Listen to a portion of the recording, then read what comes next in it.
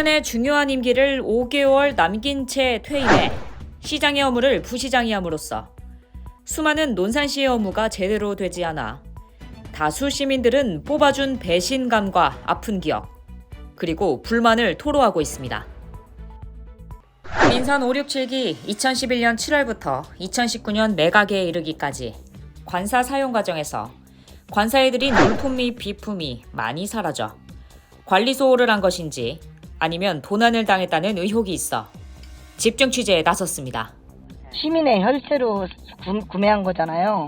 일단 저희 같은 말단 공무원들이 가서 이 이삿짐은 빼세요 그렇게 얘기를 어떻게 할 수가 있어요. 또한 관사 물품 내역을 살펴보면 도대체 왜 시민의 혈세로 사치스러운 와인셀러를 구매한 이유는 무엇일까요? 그리고 그 와인셀러 도대체 어디로 사라진 것인지 의문을 품게 됩니다. 그 와인바를 그 전 시장 요청을 해서 그렇게 구매를 한 것인지 아니면 자체적으로 이렇게 구매를 한 것인지 여쭙고 싶어서요. 아니 그때 당시에 구입을 하게 됐으니까 구입을 한 거겠죠. 제가 사고 그런 건 아니잖아요. 바에서 과장님이 얘기가 나왔으니까 그때 산 거겠죠. 2011년 산림 코디네이터 기간제 직원 채용 과정에서 전 시장의 집안 사촌형이 기간제로 채용이 돼 관리 소홀로 도덕적인 문제가 발생했습니다. 어쨌든 사촌형을 넣었다는 게 잘못되는 거지. 그렇지. 사촌형 이름이 뭐였었지 그때? 경찰, 검찰 수사까지 받아가지고 다 조사까지 받은 상황이지 그건. 2020년 7월 취약계층 및 가정형편이 어려운 대학생들을 위해 행정인턴 아르바이트 지원 사업을 운영하는 과정에서 전 논산시장의 자녀 및 고위 공직자의 자녀들이 선발되어 취지가 벗어난 혜택을 받았다는 시민들의 여론이 좋지 않았던 사항에 대해 집중적으로 파헤쳐 보았습니다. 아까 시장님 자녀분을 알아본다고 했잖아요. 여기 시장님 자녀분 이름이 나왔어요. 2015년 7월 논산시 관용 차량 내부 인테리어 수리와 관련해 시민의 혈세를 투입해 불법으로 개조한 의혹에 대해 집중 취재했습니다. 구조변경하고 이럴 때는 금액이 좀 있는 것들은 시장님한테 얘기를 하고 사인하겠네요. 그럼 당연히 그렇게 하겠죠. 내가 단독으로 했겠어요. 그 관용차를 손도 못 대는 차를. 2015년 논산시 새마을지회 회관 신축공사 설계 변경 당시 건축공사 4층 증설 건축공사 발주 중 건축공사비 약 7억원 수의계약을 추진하고 예산 소액 금액의 전기통신소방공사는 입찰로 발주한 이유는 무엇인지 집중적으로 다뤄보겠습니다. KTX 논산운전소역 신설사업 추진 과정에서 2015년, 2017년, 2019년 총 3차례 추진했으나 국토연구원 KDI 분과위원회 조사 결과 타당성 없음에도 불구하고 2019년 정부기관이 아닌 일반 업체에서 용역비 8,600만 원을 투입해 사업 추진이 가능하다는 검토 자료를 바탕으로 시민들의 거센 반발을 잠재우기 위한 생색수단은 아니었는지 낱낱이 파헤쳐 보겠습니다. 논산시 지방채무 상환 관련 2016년 말 432억의 지방채를 2017년 4월 259억과 6월 173억을 사업 예산 비용으로 상환했는데 이로 인해 다른 사업에 지장을 준 것은 아닌지 상세하게 다뤄보겠습니다. 2018년부터 2022년 전국시군구협의회, 충남시군협의회, 서울사무소, 논산시장 업무추진비 공개정보를 통해 내역서를 살펴본 결과 쌀 홍보를 위한 특산품 구입, 거래 장터 활성화 및 쌀 홍보를 위한 특산품 구입 등 업무추진비에 해당하는 비용을 사무관리비에서 4,200만 원 집행한 이유에 대해 알아보겠습니다. 2015년 2월 9일 공직선거법 위반 혐의로 기소돼 벌금 90만 원을 선고받았을 당시 전 비서관 참고인 수사로 인해 현재 전 비서관과 사이가 틀어져 여론이 좋지 않다는 평가가 이어졌습니다. 민선 567기 임기 기간 동안 전 논산시장의 권한으로 290명의 공무직 중 286명의 공무직을 채용한 부분에 대해 이토록 많은 공무직을 채용한 이유는 무엇인지 낱낱이 파헤쳐 보겠습니다. 안녕하십니까, 곽성년 아나운서입니다. 지난 민선 567기 행정처리 실태를 잠시 살펴보겠습니다. 2010년 6월부터 2024년 1월까지 공무직 채용 현황에 대해 잠시 살펴보겠습니다. 2011년 3명, 2012년 10명, 2013년 9명, 2015년 6명, 2016년 4명, 2017년 13명, 2018년 192명, 2019년 22명, 2020년 26명, 2021년 1명, 2023년 4명. 총 290명이 공무직에 채용되었습니다. 그런데 2018년에만 무려 192명이 공무직 채용되었습니다. 왜 이렇게 많이 채용했을까요? 그로 인해 민선 8기 백성현 시장 임기 약 2년 정도 흐르고 있지만 현재까지 공무직 채용 수가 4명밖에 되지 않습니다.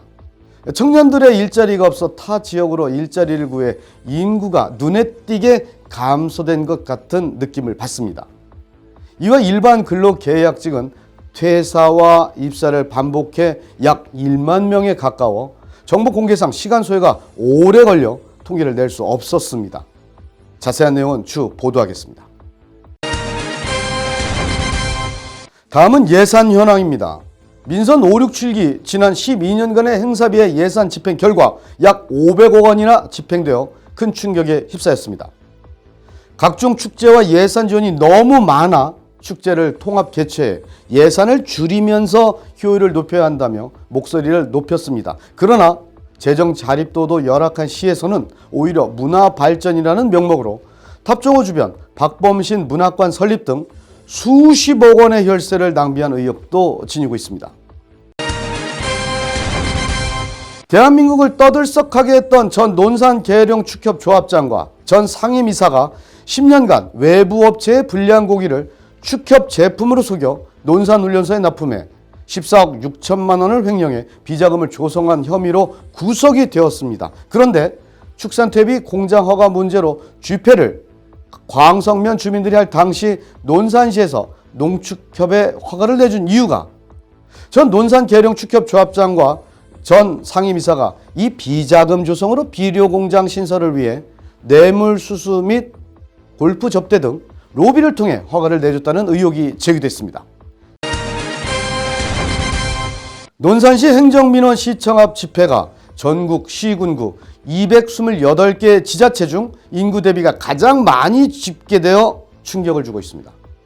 민선 5, 6, 7기 임기 동안 열린 행정민원 집회는 약 1000여 건이며 1년에 약 100여 건의 집회를 한 것으로 나와 청렴도 역시 전국 최하위를 기록하는 불명예를 안았습니다.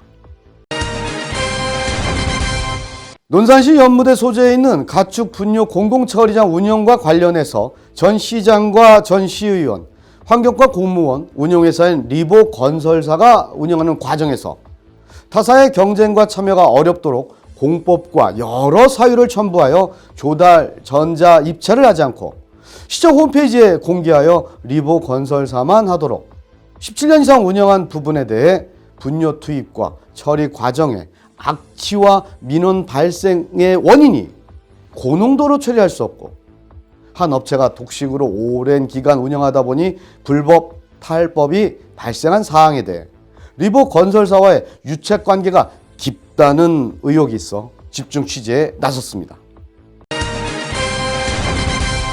2015년 7월 논산시 관용차량 내부 인테리어 수리와 관련해 체형 맞춤 전동 시트 제작, 커튼 설치, 레일 설치, 전동 언더 서포터, 마사지 시스템 등 관용 차량 인테리어를 변경한 의혹에 대해 잠시 화면을 보시겠습니다.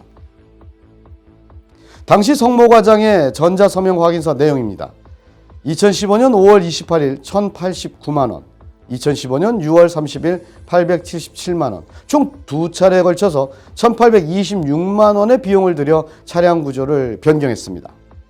구조 변경하고 이럴 때는 예. 금액이 좀 있는 것들은 시장님한테 얘기를 하고 사인하겠네요.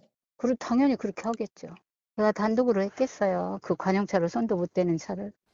또한 2022년 6월 9일 서무과장의 전자서명 확인서 내용을 살펴보면 관용 차량 인테리어 복구 비용에 450여만 원을 들여 관용 차량을 복구했습니다. 총 2,272만 원의 금액을 들여 관용 차량 수리를 진행한 것이죠.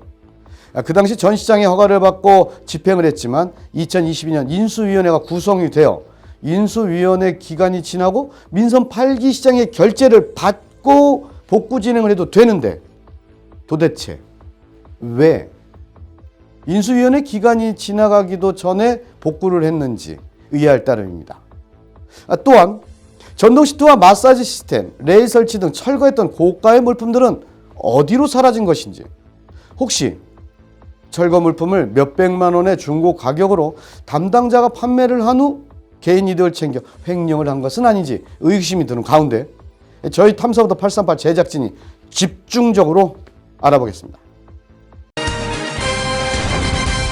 2015년 논산시 새마을지회 회관 신축공사 설계 변경 당시 건축공사 4층 증설 건축공사 발주 중 건축공사비 약 7억은 수의계약을 추진하고 예산 소액 금액의 전기, 통신, 소방공사는 입찰로 발주한 이유는 무엇인지 자세히 알아보겠습니다.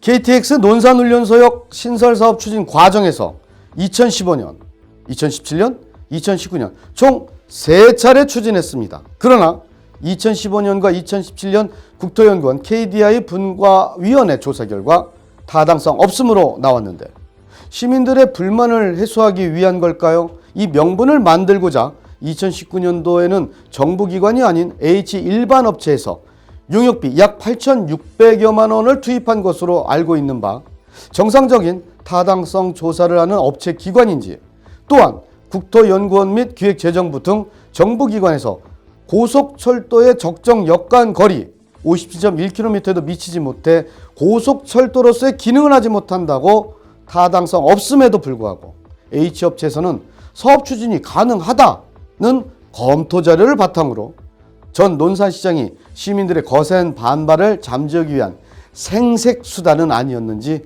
의구심이 듭니다.